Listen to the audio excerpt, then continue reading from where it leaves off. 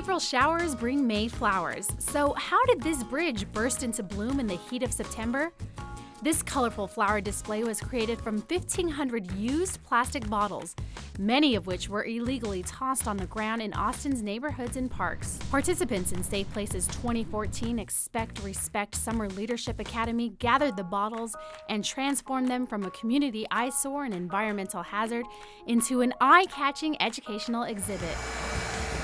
When we walk from one place to the other, we're picking up bottles off of the ground. If we see a trash can that has a plastic bottle sitting on top of it, the kids are pulling those out, and it's really kind of becoming something that they have really started to embrace and understand the importance of the recycling and trying to keep all of these things off of our streets. The teenagers named the project Reduce, Reuse, Respect.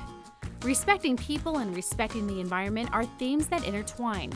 While creating flowers out of bottles, the teens explored the effects of toxic pollution and toxic behaviors on their emotional health, relationship, and the environment. The art project connected goals of cultivating positive human relationships and maintaining a clean, safe, and healthy environment through small positive actions. The project inspired in-depth discussions about the teenagers not wanting abusive action in their lives, whether directed toward other people or the environment. Expect Respect Prevention Education Manager Randy Randolph recalls the group's conclusions about a littered environment. It really changes the quality of life for people, and it becomes so overwhelming that people stop paying attention to it. And it's very much like the violence that is in our life, that there's low levels of violence and big levels of violence, and it just accumulates and makes a community toxic, and we start to overlook it until really, really big things happen. So that's why we really look at litter. It's something that is around us that anybody can do something about through recycling programs or just picking up the things around them. And it can make a dramatic difference on how people feel in that neighborhood, just as when we stop just allowing our toxic responses, toxic behaviors to accumulate in our community, how everybody is going to feel better about it.